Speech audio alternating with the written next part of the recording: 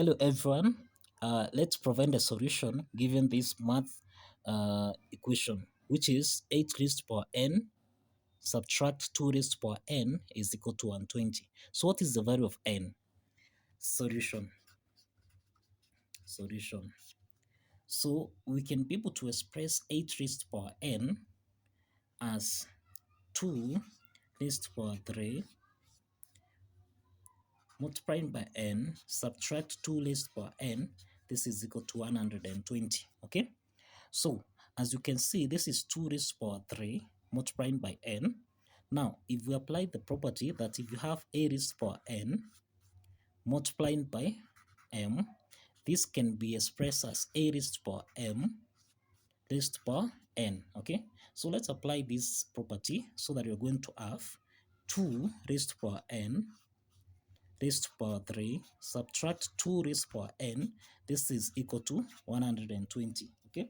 So as you can see, 2 raised to power n is common. So we can just simply say that let 2 raised to power n be expressed as m, okay?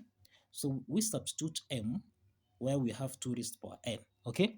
So that we're going to have m raised to power 3, subtract m, this is equal to 120, okay? Now, as you can see, this is m raised to power 3, subtract m, we can, let's subtract 120, this is equal to 0. You take this 120 on the left-hand side. Now, 120 essentially can be expressed as 24 multiplied by 5. If you say 24 times 5, it's supposed to give us a value of 120, okay? Now, we have m cubed, subtract. Now, we can express this negative m. Negative m can be expressed as negative 25m plus 24m. So we are saying that we'll have negative 25m plus 24m, okay? Subtract 120. This is equal to 0, okay? Okay? So that now you're going to have m cubed subtract 25m plus 24m, okay, subtract 120, this is equal to 0, all right? So that now we'll have m cubed subtract 25m plus 24m. Now, if you say negative 25m plus 24m, this is the same as negative m, okay? Subtract 120 can be expressed as 24 times 5. So this is the same as 24 times 5, which is equal to 0, okay? So as you can see, m cubed minus 25m, m is common, so we can factor out m, so that we're going to have m. Here we'll have m squared subtract 25 plus, now you can see this is 24m minus 24 times 5. So 24 is common. So we factor out 24 so that we're going to have m subtract 5. This is equal to 0. Okay, so let's proceed. Have m into the bracket m squared minus 25 plus 24m minus 5 is equal to 0. Now, as you can see, this particular part, okay, m squared minus 25, m squared minus 25. This is in the form of a squared minus b squared, which is expressed as a minus b, a plus b, okay? So we can express m squared minus 25 in the form of a minus b, a plus b, so that we're going to have, m plus 5 and m minus 5, okay? So let's substitute m plus 5 and m minus 5 back to equation so that we're going to have m. This is m plus 5. This is m minus 5 plus 24 m minus 5. This is equal to 0. Okay. Now, as you can see, m minus 5 is common, okay? So we can factor out m minus 5. So you'll have m minus 5 into the bracket. We're going to have m plus 5, okay, plus 24. This is equal to 0, okay? So this shows that the first value of m, that is m minus 5, this is equal to 0, and that shows that the value of m is equal to 5. And this is our real root, okay? This is our real root, okay?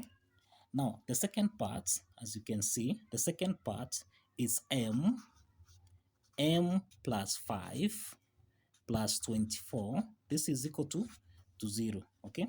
So this is m times m, which is m squared, plus m times 5, which is 5m, plus 24. This is equal to 0. And this is the quadratic equation, all right?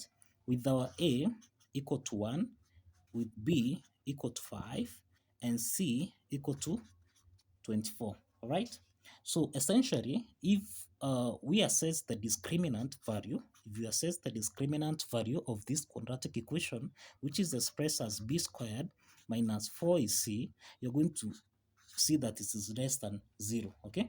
So let's substitute and see this. So this is b squared, which is 5 squared, which is 25, minus 4 times a, which is 1, times c, which is 24, so that we're going to have, this is negative 71, negative 71. And as you can see, negative 71 shows that we have actually two complex roots. We have two complex roots, and these are imaginary roots, okay? These are imaginary roots, which means that these are not real. These are not real roots, okay? So essentially, we are going to be concerned with our real roots, which is m is equal to 5, okay? Which is m is equal to 5. So let's proceed. Let's think that since the quadratic equation has got a discriminant value of negative 71, which shows that we have two complex roots, which are imaginary roots, that tells us that we concern ourselves with our real roots.